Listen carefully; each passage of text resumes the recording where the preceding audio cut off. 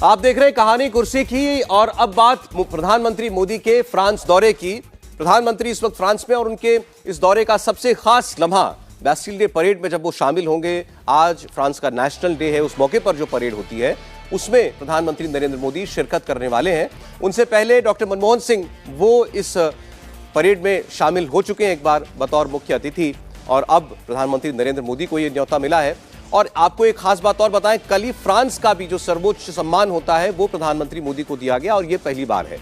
और इसको मिलाकर दुनिया भर के करीब 24 ऐसे अलग अलग देशों के सर्वोच्च नागरिक सम्मान हैं जो प्रधानमंत्री को दिए गए हैं। परेड थोड़ी देर में शुरू होगी।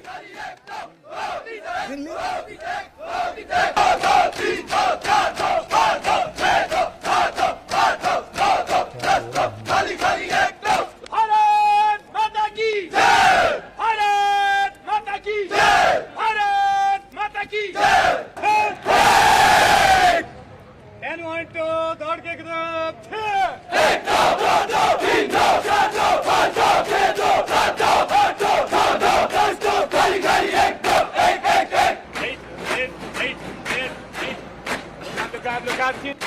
And say, run. Look up. Morning, he's going to go first.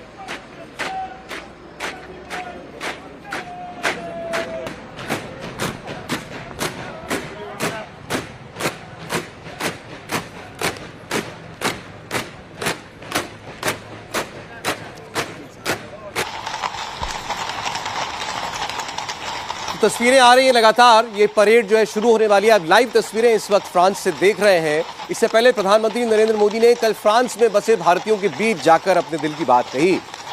कई बातों पर उन्होंने लोगों का ध्यान दिलाया। कहा भारत की छवि दुनिया भर में बदल रही है, भारत जिस तरीके से आगे बढ़ रहा है दुनिया उसका नोटिस ले रही है। हम G20 की अध्यक्षता भी कर रहे हैं। और अब तक प्रधानमंत्री जाते थे दुनिया भर में कहीं भी तो वो कहते थे भारत मदर ऑफ डेमोक्रेसी है। इसमें उन्होंने कल एक लाइन और जोड़ी, कहे मदर ऑफ डेमोक्रेसी के साथ साथ मॉडल ऑफ डेमोक्रेसी भी है। इस पर हमारे यहाँ पर लोग विवाद कर सकते हैं, लेकिन विदेश में उन्होंने ये बात कही। विवाद की कोई गुंजाइश नहीं। अभी इंतजार कीजिए। अभी आप देखिए जो करे तो करे, उसका आपकी यही तो मॉडल है डेमोक्रेसी का कि प्रधानमंत्री के कमेंट पर भी लोग कमेंट करें तो यही तो मॉडल ऑफ डेमोक्रेसी है।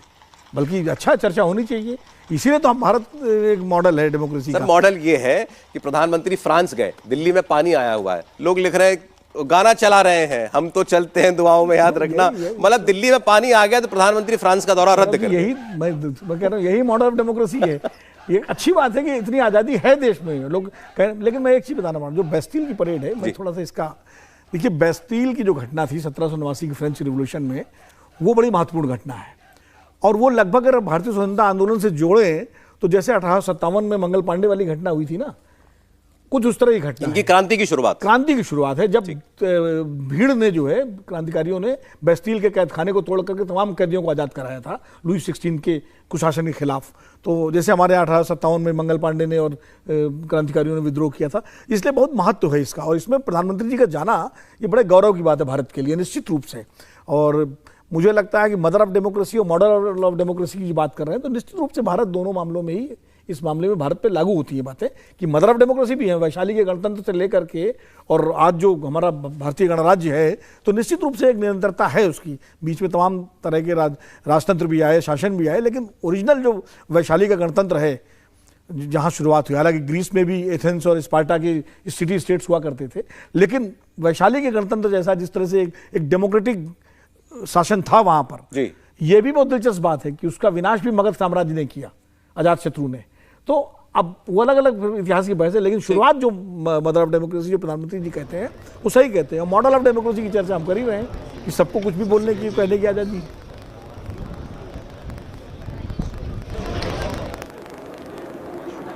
और प्रधानमंत्री नरेंद्र मोदी परेड स्थल पर पहुंच चुके हैं। फ्रांस की प्रधानमंत्री हैं शायद जी, जिन्होंने उन्हें रिसीव किया। अभी आपको विनोद जी बता ही रहे थे कितनी खास है ये परेड, और इस मौके पर भारत के प्रधानमंत्री का मुख्य अतिथि के तौर पर बुलाया जाना ये अपने आप में भारत का एक बड़ा सम्मान है। इसमें एक जी देखिए, अभी प्रधानमंत्री मोदी ने कल बहुत अच्छा जिक्र किया। उन्होंने बोला ये परेड देखने के लिए बहुत एक इमोशनल मूवमेंट रहेगा।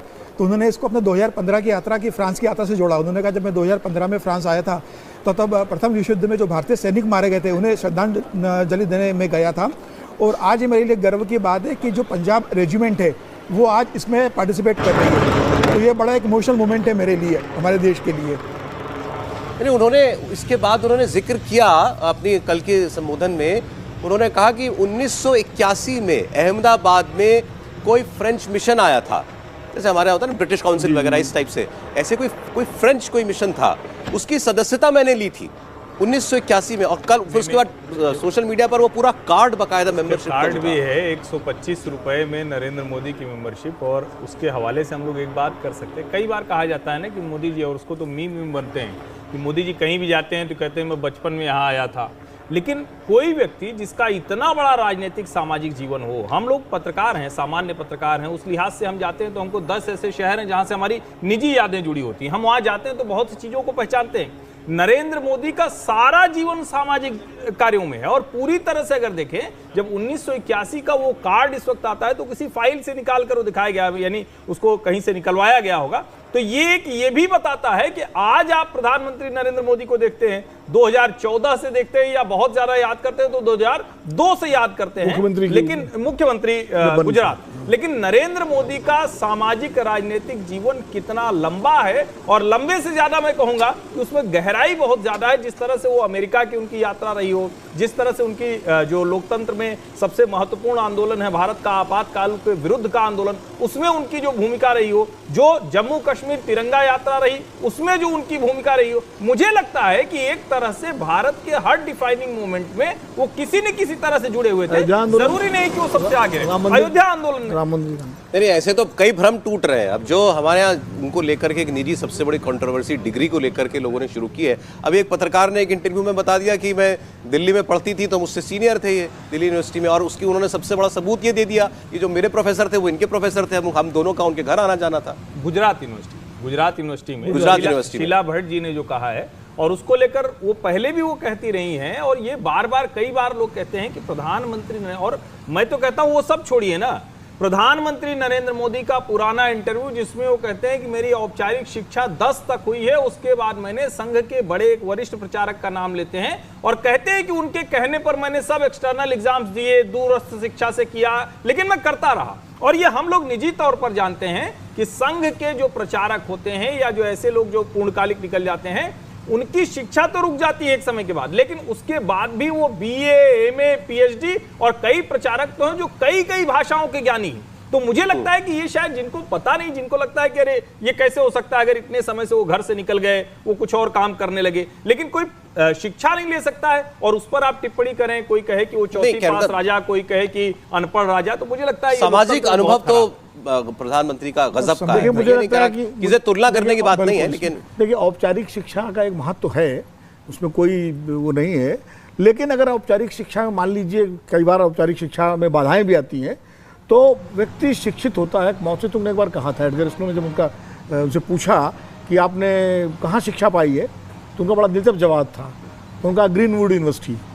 तो उसका ग्रीनवुड यूनिवर्सिटी ये कहाँ है, तो उन्होंने कहा कि field farms and fields of the China, चीन के खेत और खलिहान और जंगल, forest and fields of the China, वहाँ से मैंने शिक्षा पाई है। तो जो इस तरह के बड़े नेता होते हैं, वो औपचारिक शिक्षा उनकी हो, बहुत अच्छी बात है। औपचारिक शिक्षा अगर कम है या नहीं है, और उसके बाद अगर उनको राजनीतिक सामाजिक जीवन का अनुभव उनका है, तो वो अपने आप में बहुत बड़ी शिक्षा है। और बहुत सारे ऐसे उदाहरण हैं जो औपचारिक शिक्षा के बिना भी बहुत सारे लोगों ने देश दुनिया में बड़े काम किए। जरा तस्वीरों पर अब थोड़ा सा आप लोगों से ज्ञान चाहेंगे हम। तो देखिए, जो इमानुएल मैक्रों हैं, जो राष्ट्रपति हैं, वहाँ परेड में, हमारे यहाँ परेड में थोड़ा सा अंतर आप देखिए, वो कि खुद एक खुली जीप में इमानुएल मैक्रों शामिल, उस पर सवार हैं वो, तो वो परेड का हिस्सा है एक किस्म से आप ये कह सकते हैं। और दूसरा जो विजिटर्स पवेलियन होगी वहां जो बनी होगी, वहां पर प्रधानमंत्री बैठे हैं।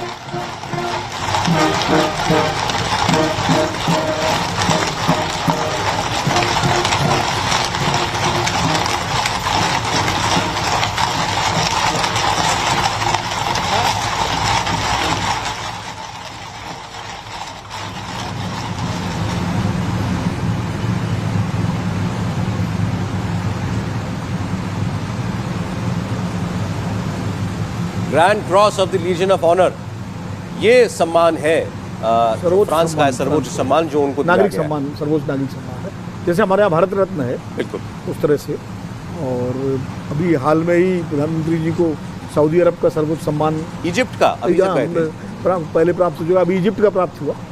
तो कई राज्यों, कई देशों के सम्मान प्रधानमंत्री नरेंद्र मोदी जी को प्राप्त हो चुके हैं। यूएई का प्राप्त हो चुका है, 16 देशों के हो चुके हैं, 16 देशों के। 16 देशों के सर्वोच्च नागरिक सम्मान प्राप्त हो चुके हैं मोदी जी को। अगर हमारे संबंध अच्छे होते तो पाकिस्तान का निशान है, पाकिस्तान भी मिल जाता उनको, लेकिन क्योंकि भारत और पाकिस्तान के रिश्ते से खराब है, नहीं मिल सकता था। अब ये तो आप दोष नहीं दे सकते कि किसी ने प्रयास नहीं किया। हमारा तो हर प्रधानमंत्री ने प्रयास किया कि पाकिस्तान से अटल जी बस लेके गए ये तो बिना, ये तो आप समझिए बिना बुलाए, बिना किसी औपचारिक प्रोग्राम के उतर गए थे। कर ले रहे सत्ता में फिर से, तो निश्चित रूप से पाकिस्तान, मुझे लग रहा है उनको वो सम्मान दे देता। नहीं, परेड देखिए सर, आप एक तरफ परेड चल रही है खुली जीप के अंदर, जीप भी बड़ी विशेष दिख रही है, तो कश्मीर का समाधान उसमें उस पर फ्रांस के राष्ट्रपति सवार हैं, और दूसरी ओर जो मुख्य अतिथि हैं भारत के प्रधानमंत्री नरेंद्र मोदी हो, उनके साथ बाकी वहाँ की प्रधानमंत्री भी हैं और तमाम वहाँ के जो सीनियर गेस्ट हैं वो मौजूद हैं। तो ये है बैसिल डे परेड, नेशनल डे जो आज है फ्रांस का। और फ्रांस और भारत दोनों अपनी स्ट्रेटेजिक पार्टनरशिप के 25 साल पूरे कर चुके हैं, तो उसकी सिल्वर जुबली भी सेलिब्रेट की जा रही है। और प्रधानमंत्री ने कल एक बड़ी विशेष अनाउंसमेंट और की। उन्होंने कहा कि मैं यहाँ से एक और समझौता करके जा रहा हूं, लेकिन इसको निभाएंगे आप लोग बाद में, कि अब आईफिल टावर पर आप यूपीआई से पेमेंट कर सकते हैं। तो भारत से अगर कोई यात्री वहां जाता है, खासकर आईफिल टावर, शुरुआत आईफिल टावर से हो रही, बाकी फिर वो फैलेगा और जगह, तो वहां जाकर वो पेमेंट जो है रुपए में कर सकता है।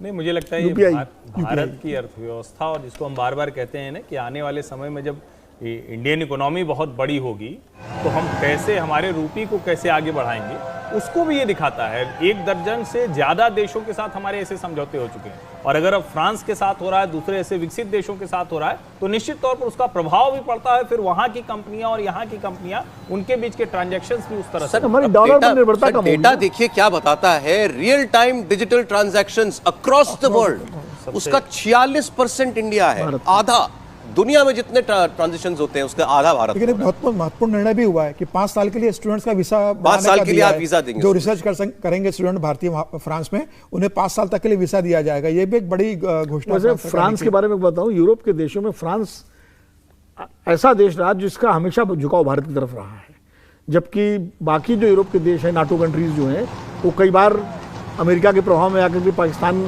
के मुद्दे पर दाएं बाएं करते रहे। फ्रांस हमारे साथ इंडिपेंडेंटली कई नाजुक मौकों पर खड़ा रहा। बिल्कुल, जब सबने सैंक्शन लगाए थे, फ्रांस ने नहीं लगाया था 98 में, अटल जी के टाइम में। हम लोग चर्चा कर रहे थे उस बारे में जी, हाँ बिल्कुल, जब हमने न्यूक्लियर टेस्ट किए थे तब सब देशों ने सैंक्शन लगाए थे, लेकिन फ्रांस हमारे साथ खड़ा रहा था। Right from the beginning Jawaharlal Nehru साहब के जमाने से फ्रांस जो है उसके रिश्ते हमारे साथ अच्छे रहे हैं। कल किसी कांग्रेस के नेता ने ट्विटर पर ये बात डाली हुई थी, शेयर की हुई थी, तस्वीर डाली थी इंदिरा गांधी जी की वहां के राष्ट्रपति के साथ उस वक्त दौरे पर, और उनको इंदिरा गांधी को प्रधानमंत्री बने में शायद कुछ दिन ही हुए थे उस वक्त, और उनका दौरा था। मैं आपको बहुत दिलचस्प चीज बताऊं इतिहास की।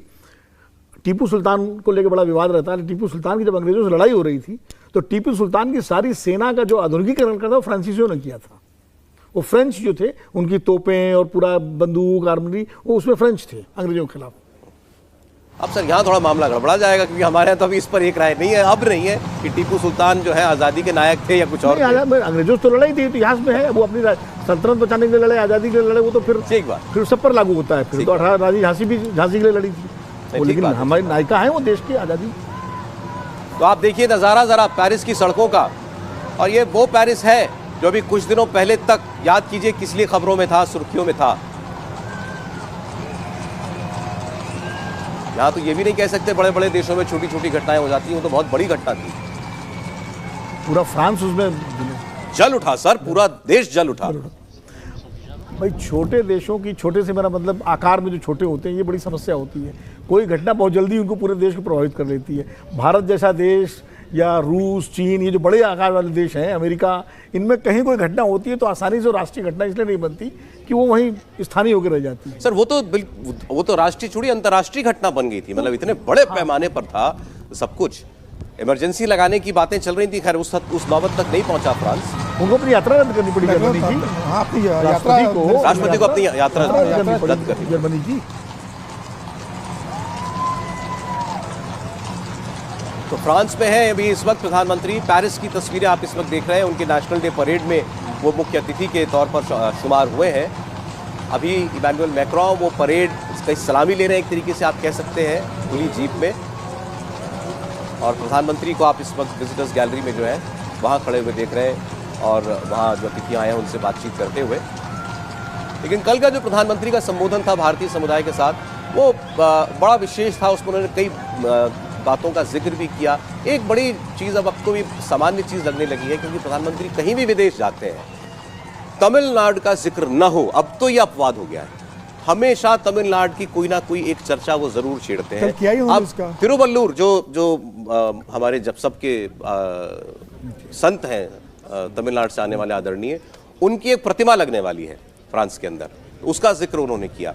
फिर तमिल भाषा का जिक्र करते हुए उन्होंने ये बात कही कि आप इस बात पर गौरव कीजिए कि दुनिया की सबसे प्राचीन भाषा हम उस देश से आते हैं जिस देश में तमिल को ही सबसे प्राचीन भाषा माना जाता है। और माना यह जाता है कि जो अगस्त ऋषि थे हमारे उसमें, जो पहले उत्तर भारत से गए थे विंध्याचल पार करके दक्षिण भारत, और उन्होंने तमिल के विकास में जो है बहुत योगदान। और इसमें हालांकि सर इस पर एक डिफरेंस ऑफ ओपिनियन है। अब आप लोग बताएं इस पर कि तमिल भारत की सबसे प्राचीन भाषा है, ये सही बात है। दुनिया की प्राचीनतम भाषाओं में होगी, ये भी सही बात है। हाँ। लेकिन शायद क्लेम टू फेम ये है कि वो इकलौती ऐसी प्राचीन भाषा है जो आज भी बोली जाती है। दरअसल असली बात यही है कि तमिल जिसको कहते हैं ना कि लॉन्गेस्ट सर्वाइविंग लैंग्वेज, लेकिन जब आप कहेंगे कि ओल्डेस्ट लैंग्वेज कौन सी है, तो आज भी संस्कृत भाषा है। और तमिल सहित जितनी दक्षिण भारतीय भाषाएं हैं, उनके जो मूल निकलते हैं वो संस्कृत से निकलते हैं। क्योंकि आज के संदर्भों में एक राजनीतिक संदर्भ में बात होती है, और प्रधानमंत्री नरेंद्र मोदी को तमिलनाडु की कॉन्स्टिट्यूंसी दिखती है, साउथ इंडिया का एक दक्षिण भारत का वो पूरा एक कहे कि जिधर भाजपा घुसना चाहती है नहीं जा पाती है, तो तमिलनाडु की कई बार बात करते हैं और उसमें कुछ इस तरह की ध्वनि आती है नरेंद्र मोदी जी के मुंह से, लगता है कि जैसे वो तमिल को सबसे प्राचीन भाषा कह रहे हैं। लेकिन आज भी जितने स्क्रिप्चर्स हैं, जितने जिसको हम कहते हैं पांडुलिपियां हैं, जितने उसके एक कहे कि रिकॉर्ड जिसका मिलता है, तो संस्कृत सबसे पुरानी भाषा है। लेकिन तमिलियंस ने अपनी उस भाषा को, संस्कृति को व्यवहार में आज तक बचा के रखा है, इस लिहाज से सबसे ज्यादा प्रमुख हो जाती है। उसकी चर्चा फ्रांस से, अमेरिका से, इंग्लैंड से जो तमिल की चर्चा प्रधानमंत्री करते हैं, वो तमिलनाडु पहुंच रही है कि नहीं पहुंच रही है, सवाल ये है। अब भी देखिए, मैं एक बात जोड़ना चाहता हूँ कि प्रधानमंत्री मतलब कितनी जानकारी रखते हैं। कल उन्होंने रोजर फेडरल का जिक्र किया कि विंबलडन ने जो फोटो जारी किया रोजर फेडरल का, उसके नीचे थलाइवा लिखा हुआ है, थलाइवा लिखा हुआ। तो ये बात का जिक्र पीएम ने पेरिस में किया। मतलब वो एक देश का प्रधानमंत्री इतना व्यस्त रहने के बाद भी कितनी चीज़ों की जानकारी रखते हैं कि भाई विंबलडन ने जो रोजर फेडरल का फोटो जारी किया, उसके नीचे थलाइवा लिखा हुआ है। तो तमिल का महत्व बता रहे थे कि विंबलडन भी इस चीज़ को महत्व दे रहा है, तमिल भाषा को। नहीं, तमिल निश्चित रूप से प्राचीनतम भाषाओं में से एक है और निरंतरता वाली भाषा है। निरंतरता भाषा। अब जैसे हिब्रू, लैटिन, ये भाषाएं ऐसी हैं, जो ग्रीक जो बोली जाती हैं। ग्रीक तो खैर अभी भी बोली जाती है ग्रीस में, तो लेकिन तमिल उनमें से एक है। तमिल का सबसे बड़ा महत्व ये भी है कि भारतीय जो, अगर आप ग्रंथों की बात करें जी, तो जैसे भी हर्षवर्धन जी का संस्कृत तो खैर ही प्राचीन भाषा। तमिलनाडु में जो ग्रंथ हैं वो भी बहुत प्राचीन है, उनमें भारतीय संस्कृत की जो प्राचीनता है उसकी बहुत जानकारी मिलती है। मैंने ऋषि अगस्त का जिक्र इसीलिए किया है क्योंकि बहुत सारे, वो कम्मन रामायण जो है वो तमिल में ही तो है, जिसमें जो कहा जाता है शायद वाल्मीकि रामायण के समकक्ष कह लीजिए, कम्मन रामायण जो है वो ऋषि कम्मन ने जिसको लिखा है, तो उसमें बहुत सारे ऐसे प्रसंग हैं जो वाल्मीकि रामायण या रामचरितमानस में नहीं है। अच्छा, एक चीज़ का जिक्र और कर दें क्योंकि ये फिर हिंदुस्तान के परिप्रेक्ष्य में बात हो रही है, वो छूट ना जाए। दिल्ली की जो बाढ़ है, इसको लेकर प्रधानमंत्री ने वहाँ फ्रांस से गृह मंत्री अमित शाह से बात की और दिल्ली के एलजी से बात की। लोग पूछ रहे हैं मुख्यमंत्री से बात क्यों नहीं की? नहीं, अब ये तो मुख्यमंत्री से बात गृह मंत्री जी कर लेंगे, उसमें क्या दिक्कत है। और प्रधानमंत्री जी को करना होगा तो गृह मंत्री से कर ली, ठीक है। एलजी से करते एलजी से की है जी, एलजी और होम मिनिस्टर से की है। तब तो खैर उनको मौका मिल जाएगा आम आदमी पार्टी को कहने का, मुख्यमंत्री जी को कहने का। वैसे भी प्रशासनिक पावर जो है तो एलजी के पास और गृह मंत्री के पास है। ये परेड के बाद तस्वीरें दिखाऊंगा आपको, जो पावर और डिस्ट्रीब्यूशन ऑफ पावर का नतीजा। आज दिल्ली के मंत्री सौरभ भारद्वाज और लगभग भिड़ गए एलजी से कैमरों के सामने। तू मैं नहीं हुई, बल्कि एक लेकिन बहस जैसी स्थिति बन गई। एलजी ने कहा आरोप प्रत्यारोप का समय नहीं, अभी मिलकर काम करना है, उसी समय की बात है वो। नहीं, लेकिन इसके संदर्भ में एक बात जरूर करनी चाहिए। अभी कल जब प्रधानमंत्री वहां पहुंचे तो फ्रांस की प्रधानमंत्री उनको लेने आई थी। अब जो आईटी सेल वाला मसला होता है सभी पार्टियों में करते हैं, लेकिन ये इसलिए जानना लोगों को जरूरी है क्योंकि हम कहानी कुर्सी की शो में हैं, तो राजनीतिक तौर पर इसका मतलब है। तो चलाया गया कि देखिए विश्व गुरु पहुंचे और कोई आके पहुंच गया, क्योंकि सबके दिमाग में है कि फ्रेंच प्रेसिडेंट इमैनुअल मैक्रोन तो है नहीं, और उसको लेकर बाकायदा सुबह से ट्विटर ट्रेंड चलाया गया और ढेर सारे लोगों ने उसी कटे हुए वीडियो के आधार पर कहा कि अरे ये तो कोई आया ही नहीं। जबकि फ्रांस की प्रधानमंत्री वहीं आई और उनको वहीं पर हवाई पट्टी पर ही बाकायदा सम्मानित किया गया, जिसको कहते हैं ना गार्ड ऑफ ऑनर देना, वो वहां दिया गया। और उसके बाद के दृश्य तो आप सामने देख ही रहे हैं, वहां का सर्वोच्च सम्मान पुरस्कार भी दिया। इन सब बात तो कोई मतलब नहीं है। जब राष्ट्रपति को सर्वोच्च सम्मान को दे दिया गया और इसमें मुख्य अतिथि बनाया गया बेस्टिल की परेड में, इसके बाद कौन लेने आया कौन लेने आया इसे कोई मतलब ही नहीं रह जाता। नहीं, लेकिन ये मतलब प्रधानमंत्री जो लेने जा रही है और सोशल मीडिया पर इस तरह से चल रहा है, तो चर्चा होनी चाहिए। ये वही है जिसको अभी बता रहे थे सर, मॉडल ऑफ डेमोक्रेसी। हाँ, मॉडल ऑफ डेमोक्रेसी हमारे यहाँ सब चलता है, लेकिन दिल्ली की संदर्भ में नहीं, लेकिन हमारी पत्रकारों की जो जिम्मेदारी है model of democracy, fake news नहीं जाए ना, उसको फैक्ट चेक करना है। दिल्ली के संदर्भ में प्रधानमंत्री की चिंता इसलिए भी है कि G20 होने वाला है, सही और दिल्ली की जो अर्थव्यवस्था है उसको दुरुस्त करना भी जरूरी है। सर एक ब्रेक ले रहे हैं, उसके बाद फिर आगे और बातचीत करेंगे। और छोटा सा ब्रेक ले रहे हैं, तस्वीरें आपके सामने पेरिस से छोड़े जा रहे हैं बेस्टिल डे परेड की। इंडिया टीवी हर वक्त हर जगह डाउनलोड करने के लिए सर्च करें India TV news Google play store या ऐप स्टोर पर।